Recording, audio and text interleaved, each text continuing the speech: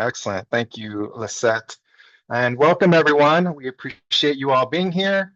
My name is Jesus Sanchez. I am the program director with Restore America's Estuaries Great Lakes Restoration Community Grant Program. It's my pleasure to be providing this webinar presentation on the grant writing and how to build a strong narrative, specifically as it relates to our grant program that's live currently. I also just want to take a moment and offer the Great Lakes team an opportunity to introduce themselves. Before I turn that over, I do want to say I'm based out of Cleveland, Ohio, and I've been with the organization now for a little over a year. And so we'll provide contact information at the end of this shortened presentation, as well as the end of the overall presentation, should anyone have any follow-up questions regarding to the grant program or to this particular session or previous sessions.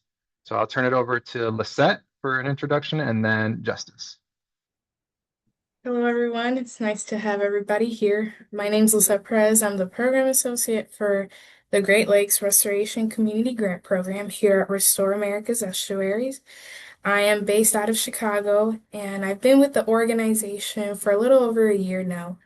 Thank you, everyone, for joining us. And I'll pass it over to Justice. Hi, everyone. My name is Justice Davis. I am the grant administrator for the Great Lakes Restoration Community Grant Program at Restore America's Estuaries. I have this program and several others. I am based out of Southeast Georgia. So I am coming from a long way to support you guys. I'm sure it's pretty cold up there. It's cold down here, so you'll never see me this time of year. But, when it warms up, I'll come by and visit.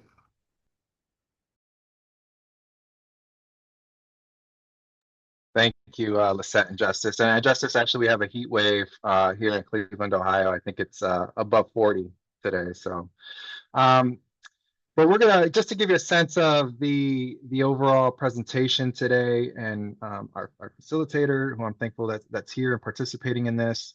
I'm going to give a short overview of the updated timeline. Well, the current timeline for the Great Lakes Restoration Community Grant Program application. And then we'll go into a presentation on some best practices, on the grant writing components, how to build a strong narrative, and go through some of the specific questions within the application itself, the letter of intent, and provide some examples of that as well. That will take us through the better part of the hour. And so I know this particular webinar is scheduled for 90 minutes. I realize that, folks are just getting back to the swing of things in the new year. And so, following the end of the presentation and the content from our presenter, you're more than welcome to end there and log off. But we do have 30 minutes of time at the end where, we can open up to questions, whether specifically about some of the examples and some of the content presented here today, or if folks have any questions regarding the grant application itself. We know that and I'll get right into the content now, but that's an idea of how the session is going to flow today. And right now we're in that letter of intent phase. And so that was opened up on November 3rd. Those are due. The deadline to submit a letter of intent is January 16th, which is next Friday. It's 6 p.m. Eastern and 5 p.m. Central Standard Time for those needing to know the actual time. I know sometimes people like it, take it to the very end and take as much time as they need. Between now and then, if there's any questions, any challenges or issues that you encounter, please do not hesitate to contact our team here today. Following the submission of the letters of intent, those will undergo review, and then there will be an invitation of those that have been submitted to move on into the full proposal phase, which will be, those notifications will be sent out February 23rd. And then the deadline to submit full proposals will be on April 17th. We anticipate a notice of awards on May 18th of 2026. And what you can expect in the letter of intent, there's 6 different sections.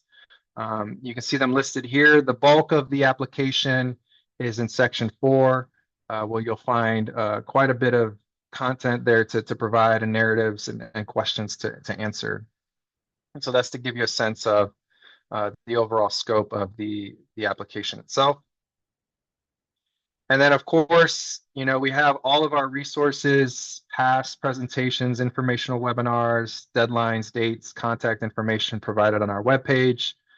The request for applications can be downloaded there.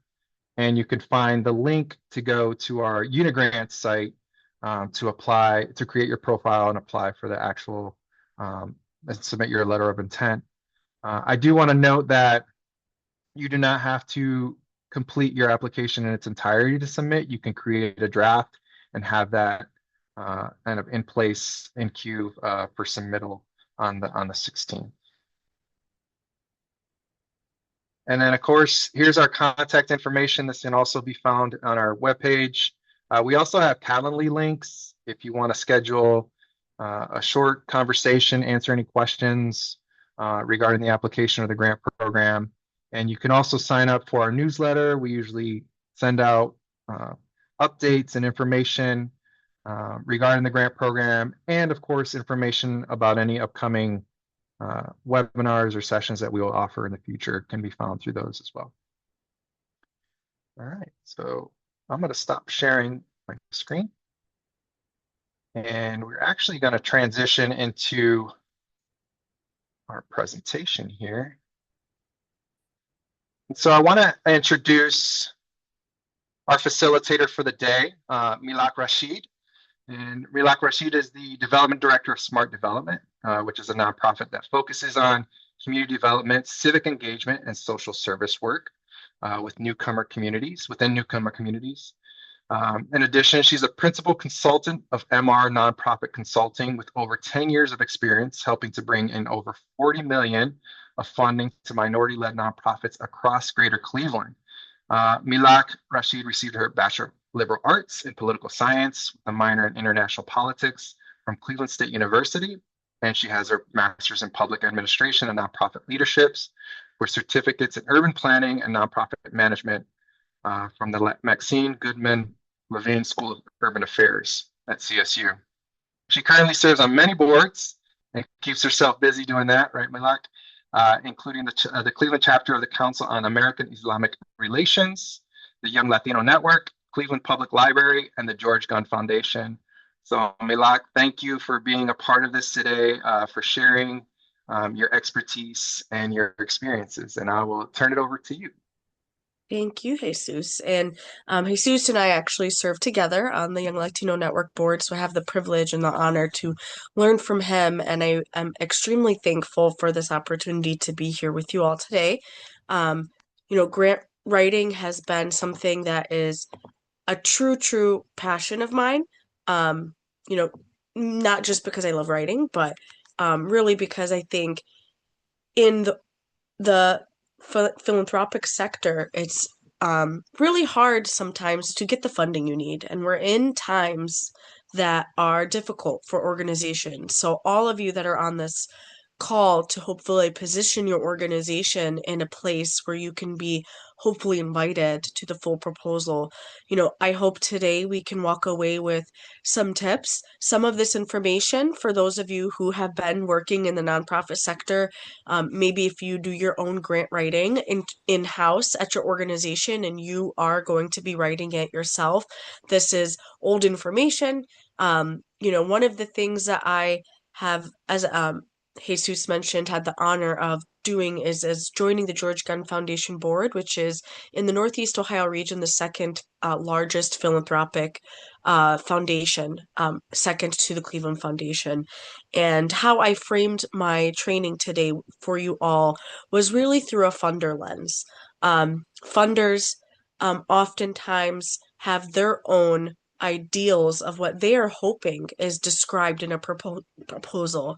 So I hope today that that resonates with you all to be able to also look at this through a funder lens, which will position you and your organization to hopefully have a great proposal or a letter of intent submitted to be invited for a full proposal and to be utilized in other grants that you hopefully seek. So not just for this grant today, although it is a very important grant, but also any future opportunities too that they may provide that you could take with you. So we'll jump right in. And again, the objectives are to understand what the funding is and why, to really learn about what the reviewers are possibly looking for, what is the letter of intent, how to align your priorities with the priorities that were outlined in the grant, and the metrics that they're hopefully seeking. And overall, it's to help really translate what you're doing locally and how you make that shared and how you're sharing it in the application. Again, one of the things that's oftentimes is really difficult for individuals is, especially when we have proposals that have character limits, whether it's, excuse me, by word or by characters. So you have 1,500 characters, which include spaces. How do you really encapsulate the work that you're doing, and how do you showcase that impact in 1,500 words or 2,000 characters? So the goal today is to really look at how do we jam pack all of the great things you're doing that fits with what the GLRI priorities are. As I mentioned, the biggest piece is really understanding the funder. GLRCGP is funded through the EPA's Great Lakes Restoration Initiative. They focus on community-driven environmental restoration. They also are focused on projects in the Great Lake Basins. They also look at different areas that support invasive species, non-point source pollution, habitat, and species restoration. You're not just going to pitch your project as separate from the priorities of what the funder is. Oftentimes, when a funder is sharing what their priorities and goals are, they're not just sharing it to say, make your project align with mine and just do exactly what we're saying. They want to also see, how can you really be a partner with us? You still need to have your own identity, which is the biggest piece a funder is looking for. They want to see that you have your own identity and that your project does align with their priorities, but how do you really showcase to them that my identity and my work really complements your priorities, and we can achieve the goals that we're seeking together and move forward as partners in this work? Here we go. Why the letter of inquiry matters. So on a basic level, of course, it's the gateway to the full proposal, right? The letter of inquiry is the first step to the full proposal. And for some, it could seem a little scary because the letter of inquiry is, again, a small piece that doesn't fully give you the opportunity to describe what your project is. But oftentimes, funders use a letter of inquiry as a tool to showcase how does the organization who is seeking funding, are they prepared? And the letter of inquiry encapsulates too, how prepared are you even in this first initial phase? How it's a competitive process. It's not just something used, as I mentioned in this document, used to assess alignment and readiness and feasibility. It really is the gateway to showcase, have you figured out your priorities? Have you figured out your community-driven goals, your partnerships, the different things that are outlined? Because what's outlined in the letter of inquiry almost identically translates into the full proposal.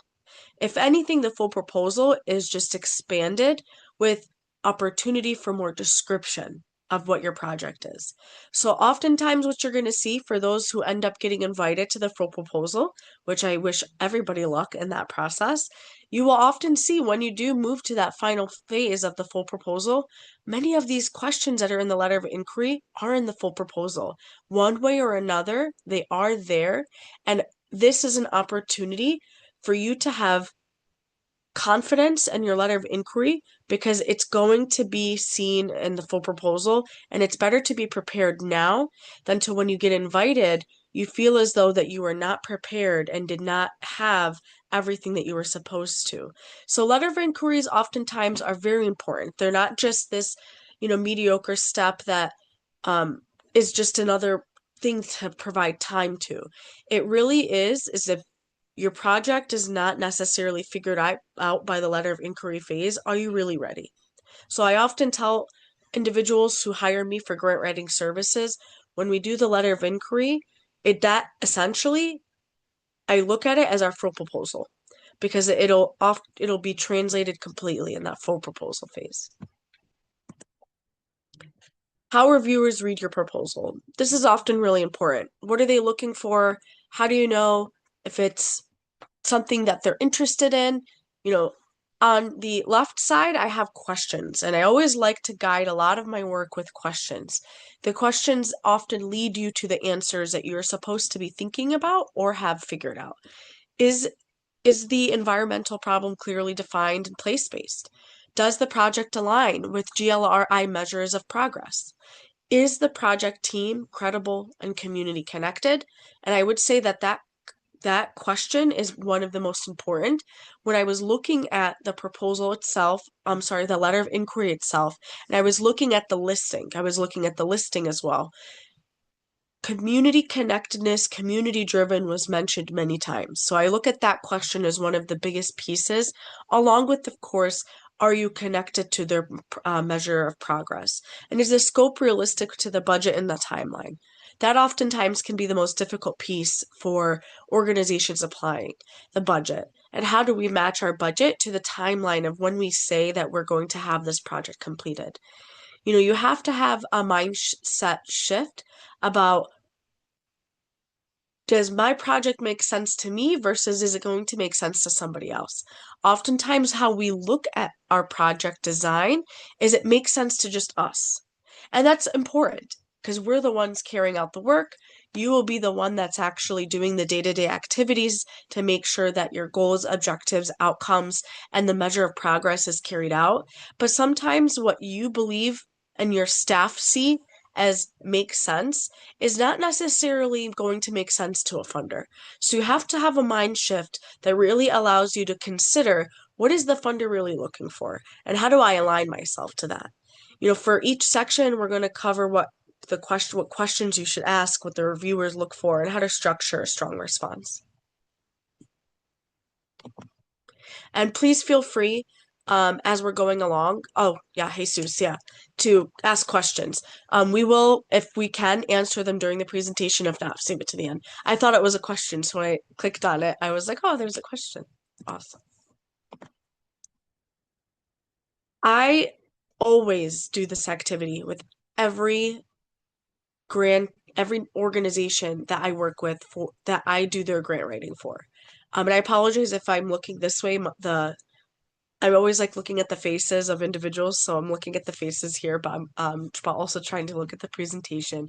But if anything you walk away from, this page is the most important. And it sounds silly, but I always, with every single grant, with every nonprofit that I work with, that I do grant writing for, I go through the basics of the who, what, when, where, why, and how.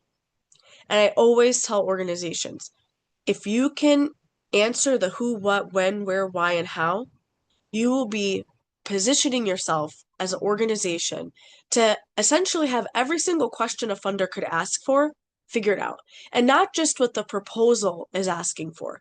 So as I mentioned, I did craft this to the grant in question that we are talking about today, but I also, in this page, really expanded to even other grant opportunities that you may apply to. Sometimes funders provide an opportunity for you to meet with them, or they have follow-up questions. They'll email you and say, I would like clarity on this X description or X answer in your proposal that may not qualify again for the grant that we are speaking about today.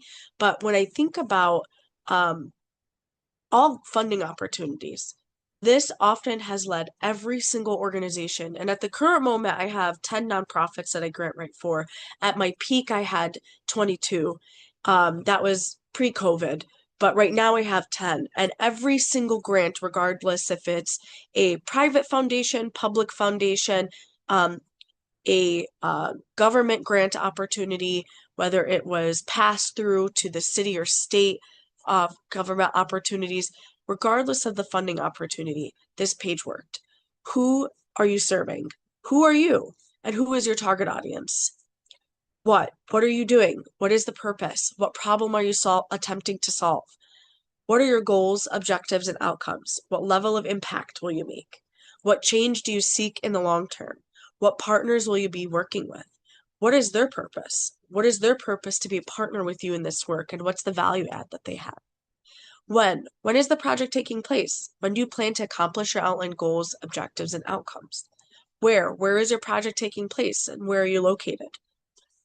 The why, I often say the why is the most important. Why is your project important? Why should someone care about this? Why is this a need? Why is your proposed project the right fit?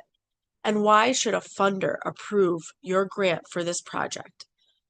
I didn't add that in this, but that is another question of the why. The why is where it gives you an opportunity as an organization to, regardless of what the funder is asking, they have their set of questions, and Jesus showcased the parts of the proposal. And even though the parts of the proposal are, I would say, and I say this not in a negative way, cookie cutter in the sense that every single person applying is answering the same questions, right?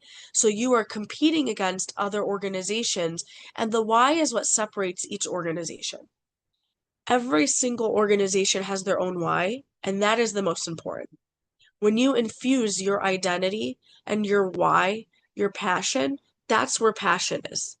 I often look at the who and the what. The who is also a passion initiative, but the what, when, where, and how, those are more qualitative, quantitative, direct types of questions. But your why is the passion piece.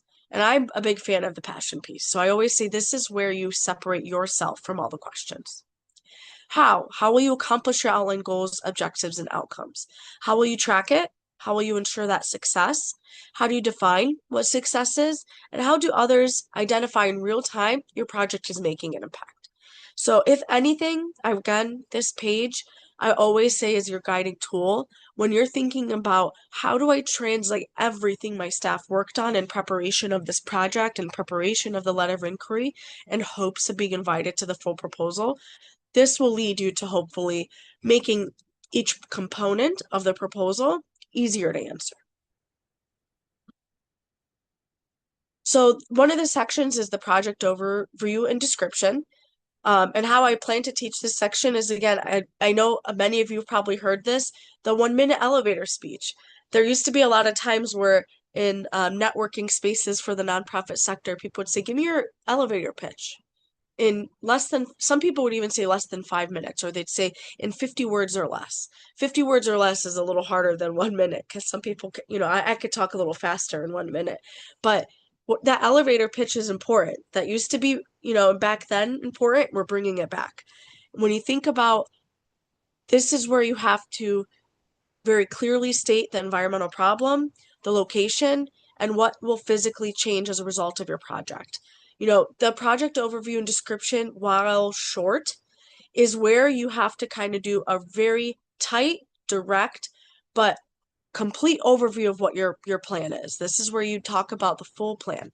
So the application asks you the project name, brief description, project phase, the pre-implementation versus implementation, its location and maps, clear description of the project title, a summary of what's going to happen, accurate project phase selection, specific location within the Great Lakes watershed.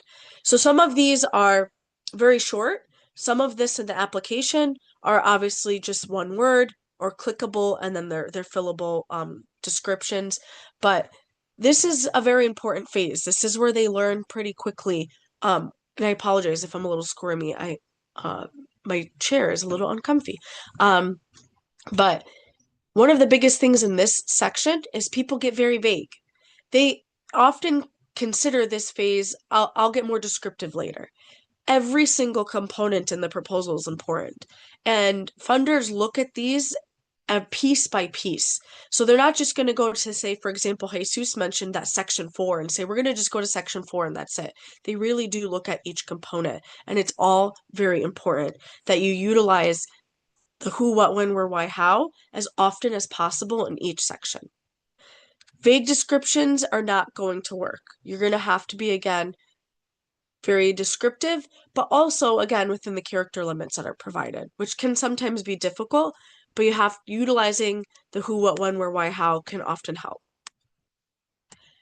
I wanted to provide a brief example of what this looks like.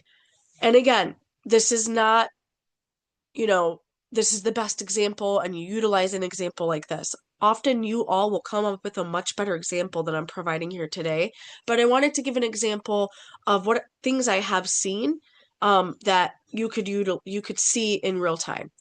So when I think of a bad example, this is just, again, more back to that vague.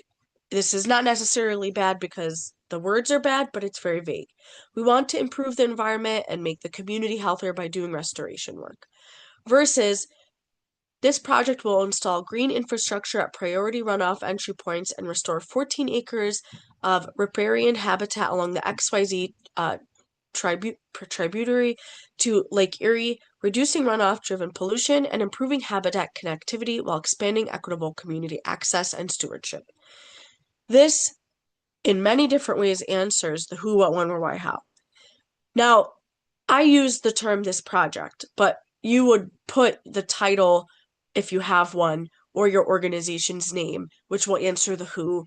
But this, in a very real-time way, also within a small character limit, answers your who, what, when, where, why, how. Very quick, but direct. And it also, again, centers how do I make sure I remind the funder that the community is in mind, that my project is community driven. That is the biggest piece that they're looking for, the community driven piece. So it is within this very quick but short example of how we're still thinking, and it's a very community driven project, and it is described in this. So when I think about a stronger example for a bad example, it's not just the length of the response. It's what I call the meat and potatoes. Are you including, the proper information? So when they first are looking at each component, they're like, wow, I know what I'm going to look for in the next section to answer, I want to know how they're going to install that green infrastructure. So they're already thinking for the next section, when you do get to a more descriptive piece, what they're going to look for when you have a stronger example that answers the who, what, when, where, why, how, even in the project description. The project partners and community representation piece is very important. From everything, again, I read when it was the posting, conversations with Jesus and Lizette, just looking at the proposal itself, the project partner piece is very important. And the partners you work with are also very important to the application. What is their expertise? What community representation do they have? What is the value add that they're bringing? Oftentimes some partners are partnerships are more transactional. Is there something beyond transactional for this project that you're doing? And how are we going to make sure, again, this is community driven? What is symbolic about them? How are they complementary to you as an organization and your identity? When you think about how to select the proper partner, think about the capacity limits you have as an organization and where your cutoff is, right? Whether it's staff capacity limitations, whether it's direct community outreach capacity limitations. There are organizations who don't have the capacity to do community outreach due to lack of staff, lack of time, and some also are maybe not direct service organizations where they've not previously done a lot of direct community driven work. And how do you think about complementary services and work that the partner can fill in like a puzzle? Think about the partner that you pick like a puzzle. What piece are they filling that you don't currently have? That's where we think about the value add. And not just that, how do we make sure we share responsibility? Things like this can often feel, and I'm sure many organizations have experience in this, some partnerships, maybe they're not sharing the responsibility piece of, the pay, the different reporting requirements. Maybe they are not going to pick up that piece. You have to think about every single piece when it comes to picking your partner. And how does that translate in the description you provide about what type of benefit and value add that they bring? So when you think about the next piece that's also really important, the problem statement. The problem statement in the proposal is very important because that really describes, is your project even worth it? What is the project really even resolving? Your project could be great, and there's many, many great projects out there, but are they actually solving a problem? Or are they just kind of existing in real time, which is also helpful? But for this particular grant, a problem statement is needed. The application asks, describe the problem or the threat to the Great Lakes watershed ecosystem. And when you think about how to write it, is it place-based? Are you connecting the environmental harm to community impact? What's happening? Why does this matter? Why does it matter to the community now? Think again, who, what, when, where, why, how. That who, what, when, where, why, how is going to come back in every single question. And again, it really helps you answer everything that a funder is looking for in each component. An example of a problem statement. Again, for a bad example or a more basic example, stormwater and invasive species are problems in the Great Lakes and we need to address them. It's not terrible, but it's very basic and straightforward. When we think of what could be possibly a more stronger example, in the XYZ watershed, untreated stormwater runoff from increased impervious surfaces enter the tributary during rain events, escalating erosion and transporting nutrients and sediments to Lake Erie. Invasive riparian plants further destabilize banks and reduce habitat quality, degrading nearshore conditions and limiting safe recreation for nearby residents.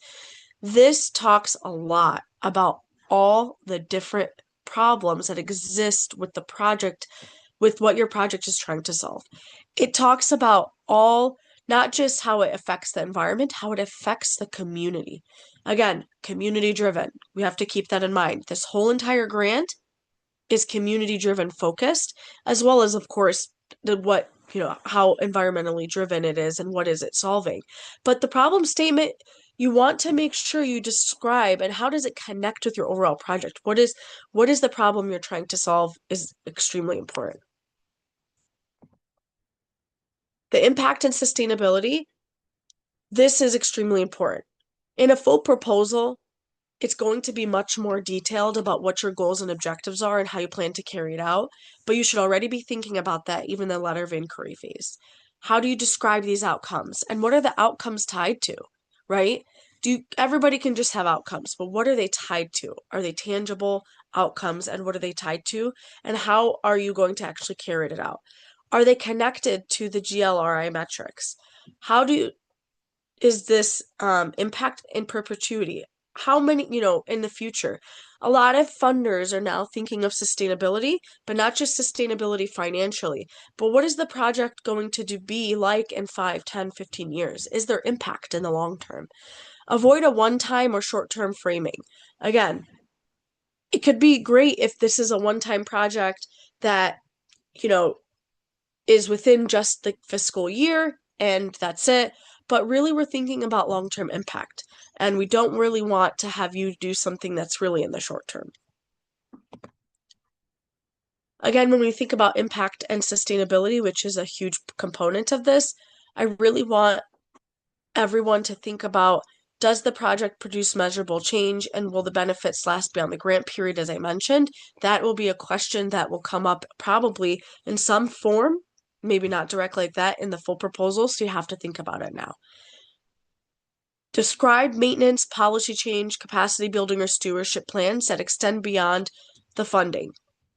Again, who, what, when, where, why, how. Also think about the different areas that come into play with your project. When I said policy change, a lot of the work that your organizations do, whether or not you directly engage in policy, whether or not you directly are working with somebody who is in current public office, and you're working with something that is actually um, a partnership with a municipality. I know there are municipalities, so those who are municipalities, who are nonprofits, regardless of the type of organizational structure you are, policy change is huge, especially because climate justice, environmental justice broadly is under attack, and we see that.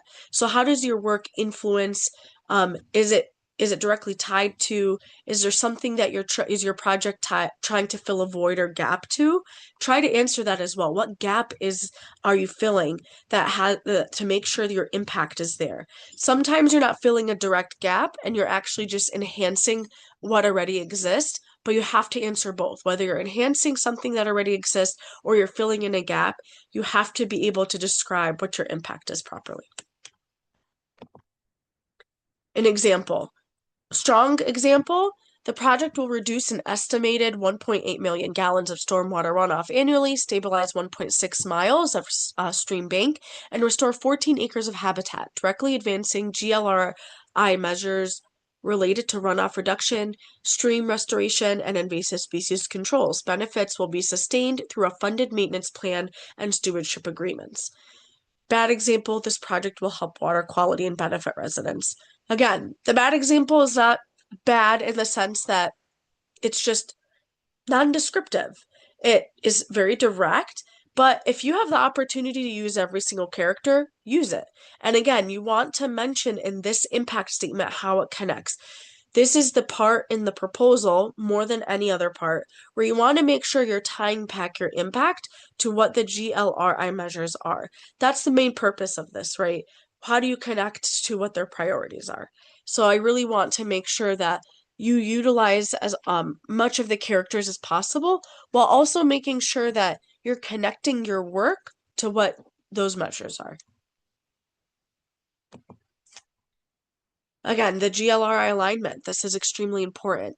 You want to make sure that you're designing your project around what their metrics and measures are, but you also want to make sure, again, keep your identity strong, but how are you connecting together in a way that's a partnership?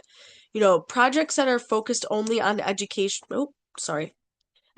or workforce are not competitive unless they're tied to environmental outcomes.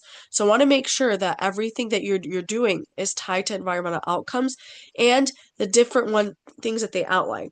The proposal was pretty clear about what their measures and their alignments are, so always refer back to that. Again, these different measures could be acres restored, phosphorus reduction, stormwater runoff reduced, stream or shoreline miles restored. Stakeholders and community-led approach, again, back to the community focus. We want to make sure who this benefits. That's really important. Your project could be really meaningful, but at the end of the day, who is it really benefiting? Who is going to reap the benefits of this now and in the long term? How is a project community led? Identify direct versus indirect beneficiaries. When you think about how your project, again, we think about the example I gave before. It talked about the residents, right, that were a benefit, but it also talked about the Lake Erie itself was a beneficiary of the project, right, because it was reducing all the different pollutants in Lake Erie. In the example that I gave, that it was a strong or bad example. Direct versus indirect beneficiaries are important because it's not just oftentimes direct humans that are beneficiaries of this work. If there are other individuals, species, or you can also think about the land itself. So, is it going to impact a community, a city, a state, a region? Think about that as well. Explain how the community voices shape the project, show ongoing engagement and not one-time input. Oftentimes, again, due to time capacity limits, some individuals, do in the very beginning, they do one community discussion where the community comes and they have, some light refreshments, and they do vision boards, or they do, would like to get your input, and they only do one. Find ways to have ongoing community input, and community inputs in a variety of ways. It's not just community discussions in spaces. It could also be you maximizing social media. I've seen many different organizations say, we'd like to get your feedback. Utilize this form and submit anonymously, or include your name and information. We want to hear from you. And they have these guiding questions, and they use a Google form or monday.com, and they use the forms in these different softwares, and they utilize the power of social media, right? So you don't have to have a lot of human capital in that, and they ask for feedback from the community. If you're a direct client serving based organization, exit and entry surveys, finding ways to, have different people to get information. If you do events, if you do tabling, anything that you could possibly do to get any feedback, include that in your proposal as a possible way to get community input. Think about them as co-creators. That's really what I want to think about. And that's why I mentioned all the different ways you can get input. If you are strapped for time and you're strapped for staff capacity, again, utilizing things like social media, or if you table events already, how do you utilize the table events in getting community feedback? So we're thinking of examples, right? So strong example, community partners and residents co-designed project priorities through listening sessions and site walks, which directly inform site selection, access improvements, and stewardship strategies. A community-driven advisory group will meet quarterly, and partner stipends are budgeted for outreach, translation, and stewardship coordination. Bad example, we will talk to the community about the project and get feedback. They listed a few different ways that they're going to incorporate the community in this. Again, you may not be able to do quarterly meetings. Maybe you don't have physical capacity for that. Maybe in the budget, you really can't provide stipends because you need those funds to go somewhere else very important. Think about the different ways that you can connect. Also, this is a great opportunity. If you have a partner who in this work and they can provide different ways to connect with stakeholders and the community, utilize that partner and mention it in your description, how your partner will be, leading some efforts, how you'll, like I mentioned, you could do tabling, social media, you could have anonymous ways that people submit. Your partner may have the ability and capacity where they have interns, and the interns could go out in the community. So think about, again, all the different ways. You may not be able to have a budget for some of this, or so you have to kind of weigh the pros and cons. If I don't have the budget for it, how can my human capital within my organization, or you can kind of try and have some budget within it to provide some stipends to dedicate time to connect with the community. Your work plan and deliverables. The application requires a clear purpose and goals, the scope of work, principal tasks, deliverables, and timelines. Think about who's the project manager and how you're going to project manage this. Break work into logical phases. Think about, again, what is realistic. Funders can tell when something seems unrealistic, because they will look back at this and say, this doesn't seem to match. How are we going to actually see that this sees the light and is carried through? So you want to make sure that it's a realistic and logical plan, and match the tasks directly to the budget. Your budget needs to be clear as well, and it needs to match what your work plan and deliverables are. A work plan that sounds aspirational but not operational is a kind of a red flag to funders. Aspiration is great, and that's the passion piece. But if your passion cannot translate to an operational action plan, it's not going to work. And while they may love that project, if it can't get off the ground, they're not going to be able to put you to the next round. Project readiness, they ask for the status of design, hiring, procurement, permitting. What they want to see, evidence that the project can start on time. That is really critical. There is a grant, and Jesus, correct me if I'm wrong, is this a 12-month cycle grant? This is, so in terms of project timeline, or? Yeah. Yes. So the project timeline is 2 years. 2 years. Okay. I Yep. apologize for that. So 2 years. So That's right. 24 months. And one thing funders dislike, although funders can understand things happen, things are We are currently in a world where there's a lot of things happening that we often get shocked by or surprised by or have stopped us in our tracks. I'll give you an example. In my work with newcomer communities, of course, what's happened this top of the year and throughout the year, the immigration overhaul, no one could have expected refugee resettlement to be turned off. No one could have expected immigration overhaul. So there are unexpected things that happen. So, that put aside in your project timeline and your readiness. Those are things outside of your control and totally understandable if it may delay things. But when we think about how you design your project timeline, be realistic with yourself. If again you have 24 months, but your pre-implementation phase needs to be 5 months, let it be 5 months because you don't want to put 2 months when realistically you need five. You want to be honest, not just with the funder, but for yourself first. This is the part where you put your organization first before what the funder would like to see, right? Many people think, oh, funders want us to start quickly, and that showcases we're ready. That's not necessarily true. If your pre-implementation phase has a lot of work that needs to be done before the implementation phase, be realistic with yourself and give yourself that buffer and timeline. Again, as at the very end, be honest about what's completed versus what's planned. That's the most important, where you put yourself before the funder. Funders, it really do consider you're the one doing the work. They're not the ones doing the work, and they do consider that. And oftentimes when they're reading proposals, they really do understand that we may not understand what our potential applicant is going through on the day to day. You're not just working on this project. You may have 7 projects that are, concurrently being worked on. So being realistic with yourself, with your timeline, is important in the sense that funders do recognize this is not the only project you're working on. So because you have 24 months, give yourself buffers, give your staff buffers, and be realistic with what the project scope is, that it's not overcommitting yourself as well. Your engagement strategy, again, they ask what your primary audience is, engagement and communication strategies. Think again about the activities must directly connect to the work plan and budget.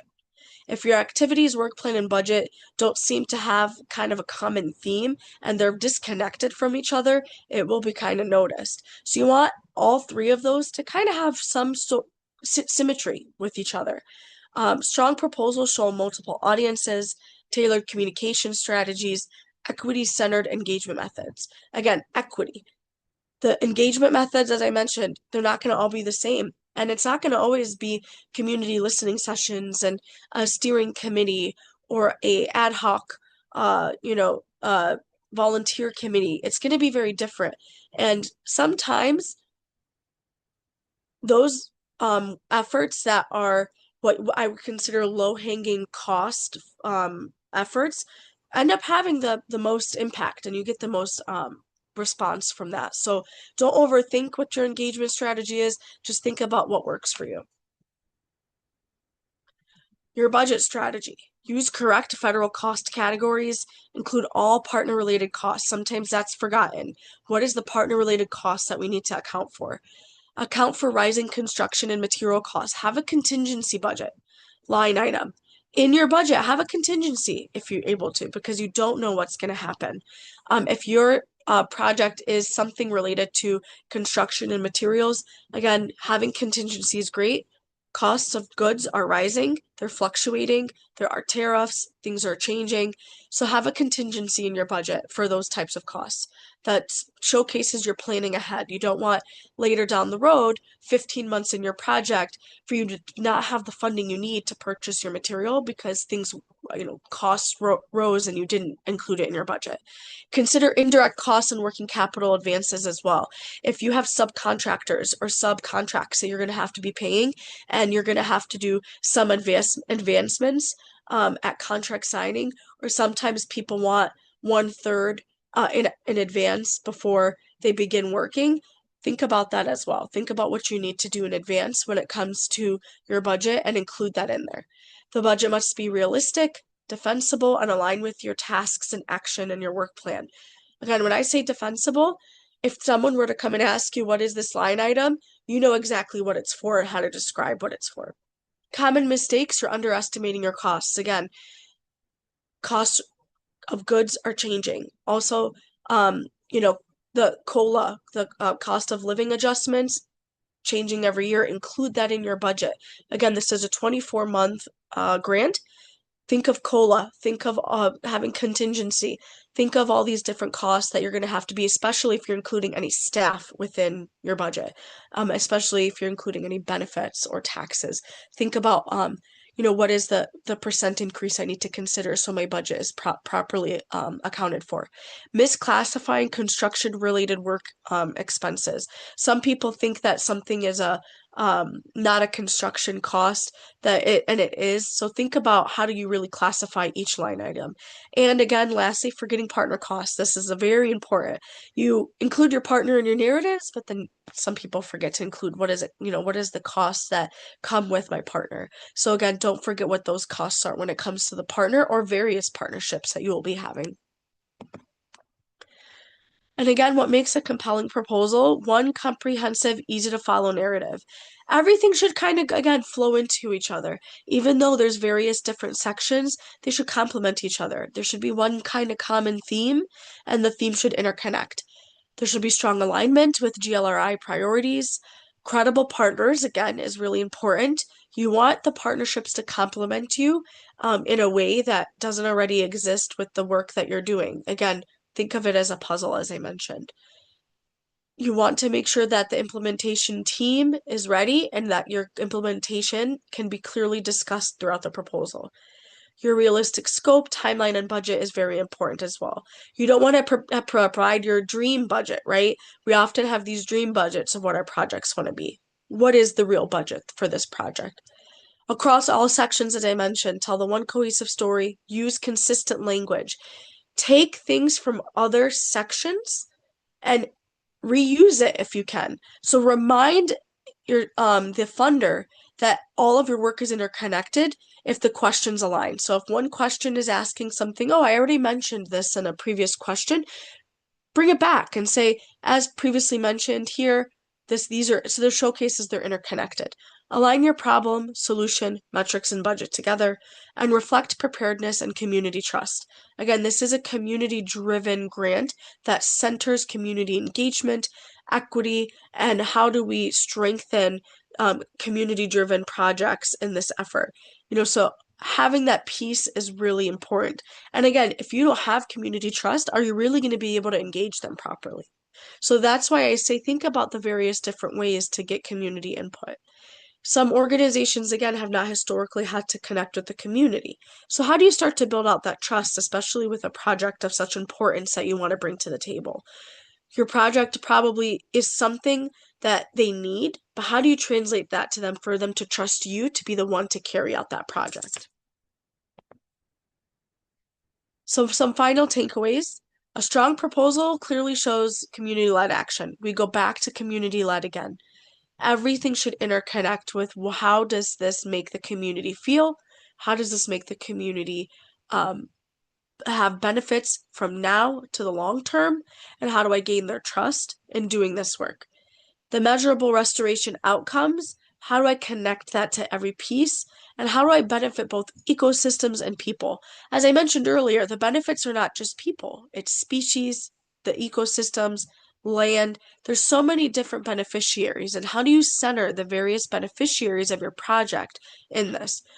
Community-led is not just the community engagement piece, but it's also, how are you centering the community in the goals, outcomes, and objectives that then showcase the benefit that they get. I believe that was my last slide. I'm going to stop sharing my screen because I'd love to see the questions that come in here. Absolutely. Thank you so much, Milak. We'll open it up for any questions for the content that Milak covered. And I know we're reaching the top of the hour, so those that want to stay and ask any other questions regarding to the grant program as well. And feel free to, if you want to ask and come off mute, you're more than welcome, or you want to just drop those questions in chat. So I know some of these questions are probably better for you, Jesus, or Lizette, and I know you Hmm. answered some of them already. Um, so I'll leave some of the ones that are specific for you. For where's I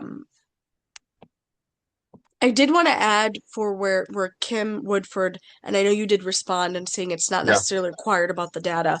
Um, Data and direct number impact in a letter of inquiry are not necessarily required, as Jesus mentioned, specifically for this grant. But I do want to mention that if for any reason you feel it helps describe your project to include any data, do it. Some projects, the data piece is not figured out yet until you actually carry out your project. You may have an idea, but it really depends on the project type. But I always tell people if you actually do have some data in the sense of what impact would look like, not data in the sense of um, like you mentioned for the problem statement. If your project is really specific that I know that it's going to impact X amount of individuals because it's problematic for X amount or this area, I would include it. But otherwise, save that for the full proposal, unless it's something that's really compelling. Wondering if you'd go back to the initial slide. Yes, I can go back to, let me reshare my screen.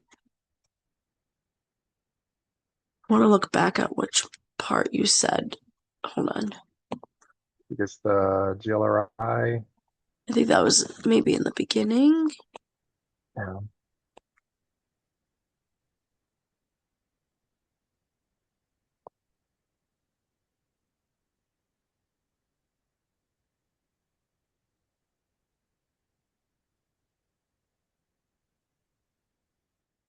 Um, Emily, let me know if I am.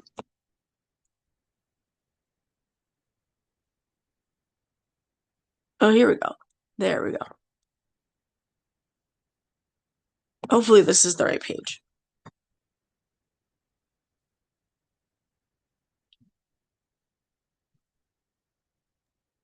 Yeah, that's it. And we will provide a follow-up copy of these presentation slides for attendees.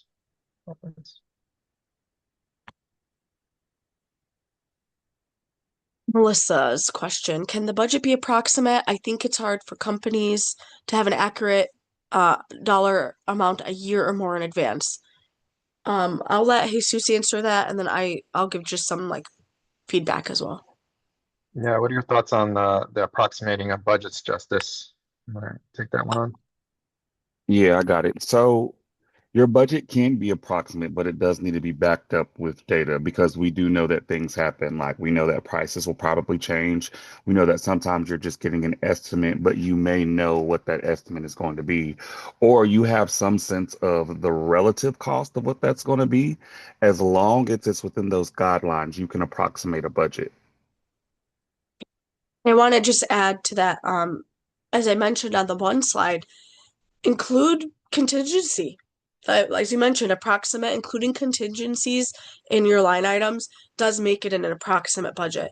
And that doesn't, make your project looked unfit or, oh, your budget doesn't align with your outcomes and your goals and objectives. Again, 24-month grant, you don't know what life will be like in 2027. Or does this go into 2028 based on when the full application's approved?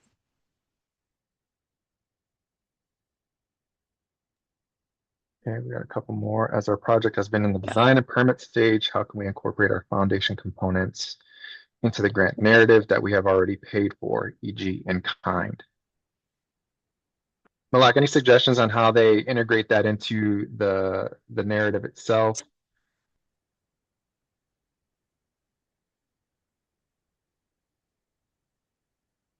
So is the question around how do you incorporate that the project has already started? Is that the Yeah, question? I think it's demonstrating that certain components of the project, or phases of the project, have been Oh, executed okay. or already I paid would, for. yeah, I would recommend that um when possible, especially when it comes to the impact and the partner area.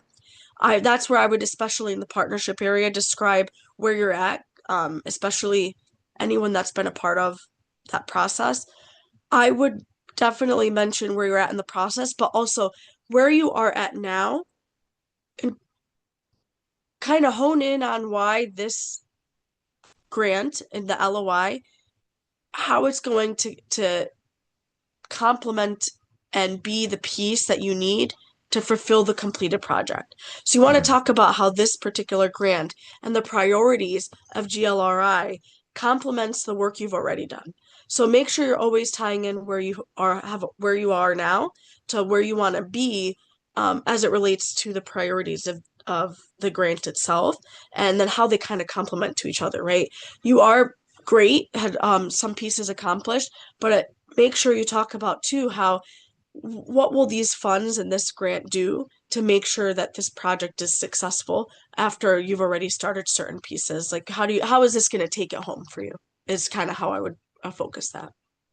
Yeah, I also want to note that, there's no match or in-kind required for this, but I think it definitely does help, at times when you want to, share that in terms of how it relates to the project phases. Um, and there is, potential spaces and places that you can do that in, throughout the application. It's just a matter of where you see it fit, and where it makes the most sense. The next question is, will we get feedback from the LOI no matter if it's invited or declined? And will the reviewers be the same for the full proposal and the LOI?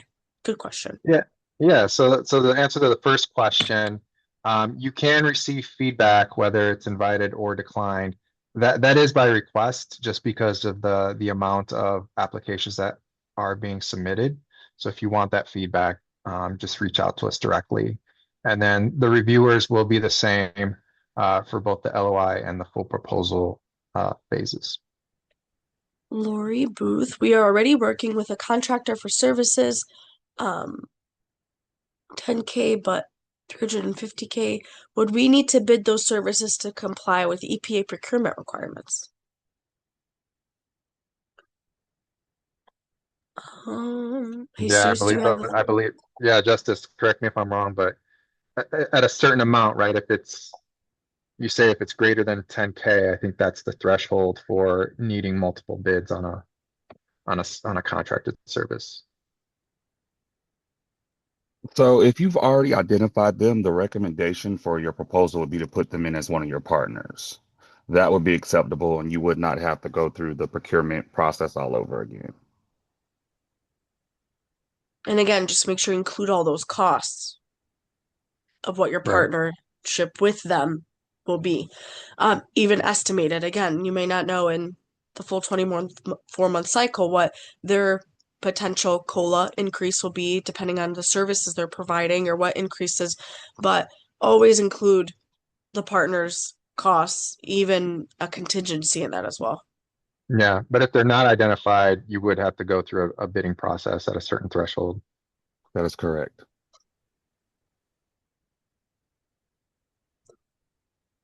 Any other questions?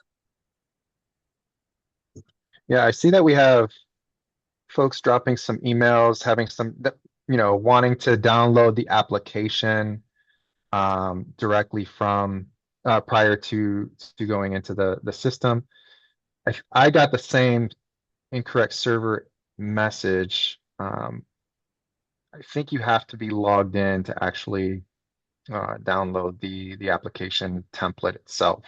So you need a profile and to be logged in. And then when you click that download button, you'll be able to get the application in a PDF format. We have a new question. How specific does the contractual budget need to be? Redesign, permitting, construction. I would say if you're aware of your costs, think of it as an actual detailed budget. So, for example, I've worked with organizations who are applying for various CDBG or home funds or tax credits.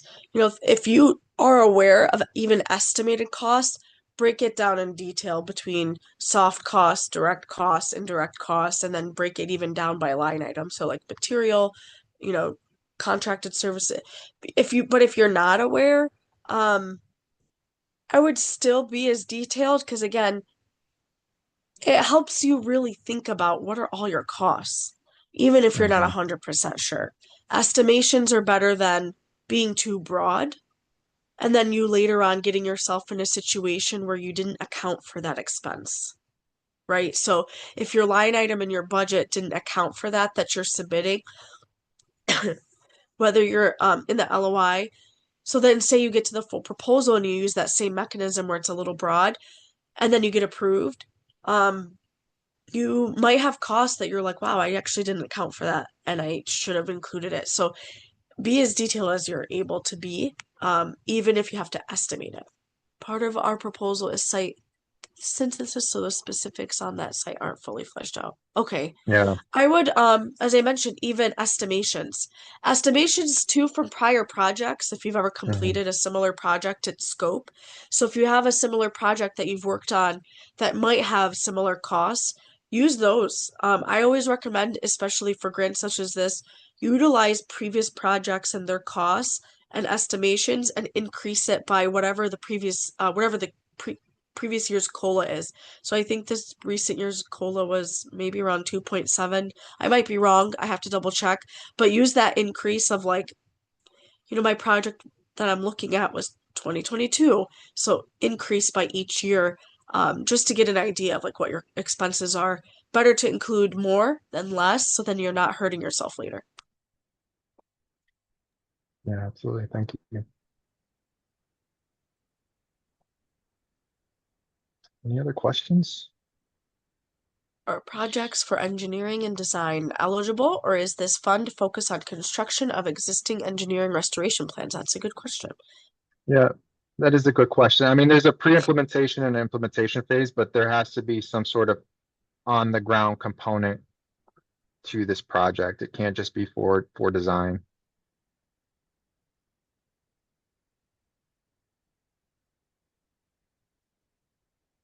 Within that 2 year time frame. There's ideally the on the ground implementation happens within the first year. I understand that the timing of the release of the fundings and things might not line up accordingly in terms of the seasonality of those projects, but um, that's what we recommend.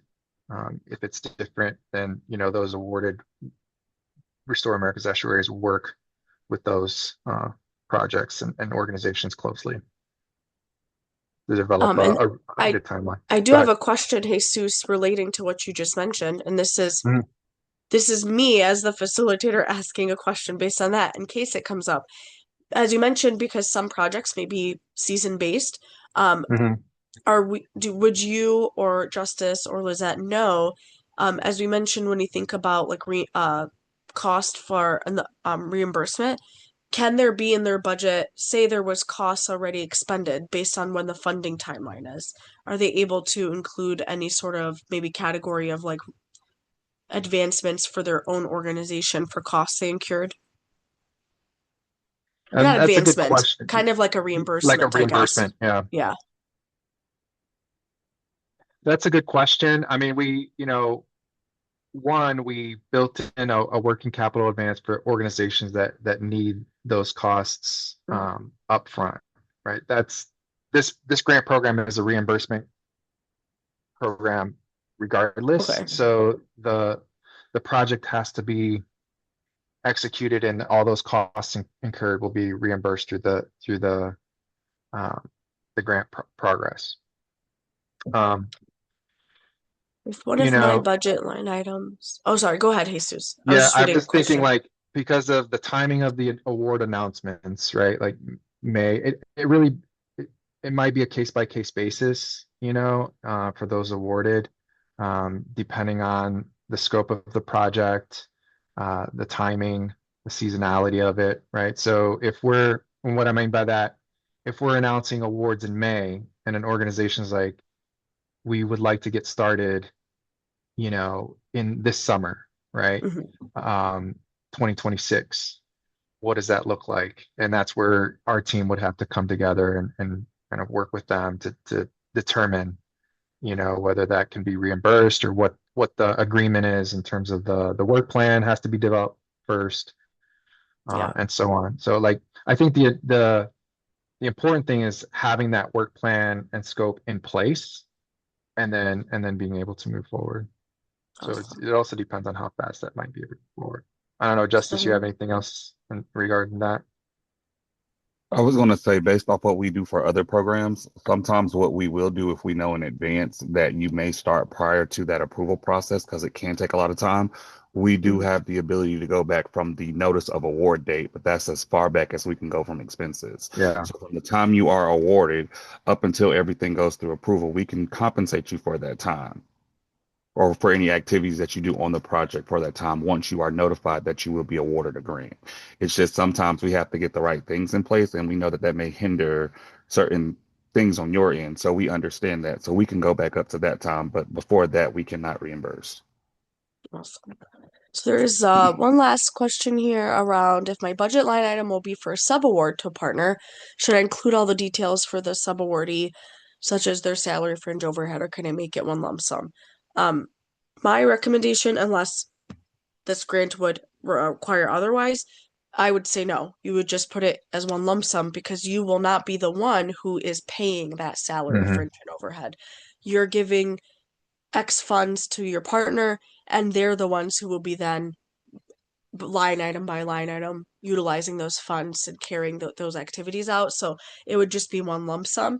But in a budget narrative description, or what, like the areas that talk about what your partnership will entail, you may briefly describe that X partner's staff will do X activities. So you may describe one way or another what your partnership will entail, but in your budget, just one lump sum. Yeah, agreed. Any other questions? How does the reimbursement work for the grant? I think that's a Justice question or Jesus question. Yeah, I mean, we could tag team this. I guess which the grant program itself is a reimbursement. So the project is implemented, all costs incurred according to the budget are submitted through invoicing, and then those invoices are paid out by uh, Restore America's Estuaries. The working capital advance is another component for that, and that's essentially for organizations that don't have the financial capacity to begin executing projects, on their existing budget. And so, um, you know, we'll select if they've been determined to select for working capital advance, that funding can be dispersed to those organizations so that they can begin work on those projects. But then they'll have those organizations will have to document and provide records of all those costs incurred. Does Justice, the anything to add on? awardee need to show proof of payment to partners before being reimbursed by Restore? Maybe that's another Jesus question. What is the The award. reimbursement process like, and what do they need to submit when they do? We have a whole process and template for the reimbursement process. So those we'll do an orientation for organizations on what they'll need to submit and what documents and information they'll need to provide for the reimbursement. Um, from a partner, that may look like the invoice of services or services rendered by that organizational partner as record of that service that would be submitted to in that invoicing process.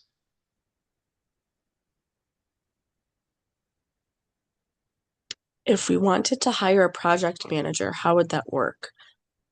Yeah, Um, I mean, if it's under, it depends on, where you're including it in the budget. I mean, uh, staffing and costs for staff can be included in your budget. So if it's a position as part of this, you can include that. If it's a contracted position, then you would include that under contracted services and then provide that narrative of what that is.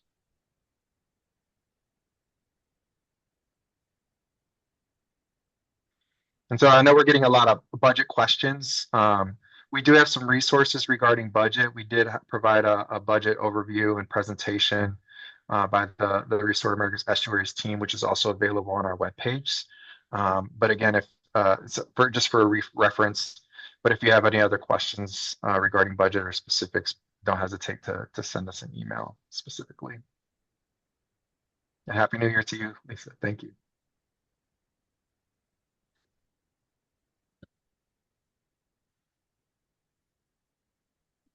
Any other questions? It's like we're winding down a little bit. Thanks for dropping that, Lisette. Appreciate it. As you see the resources, previous webinars, sessions, information, templates, all that can be found there.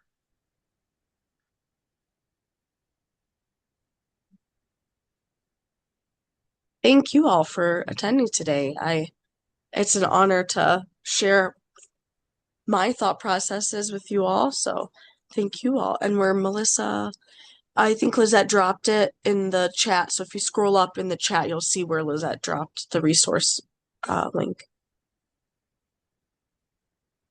Excellent. All right. Well, if there's no other questions, I'm happy to give 9 minutes of everyone's life back. And again, any questions between now and the deadline, don't hesitate to reach out. And Happy New Year and enjoy the rest of your week, everyone. Thank you, everyone. Happy New Year and good luck.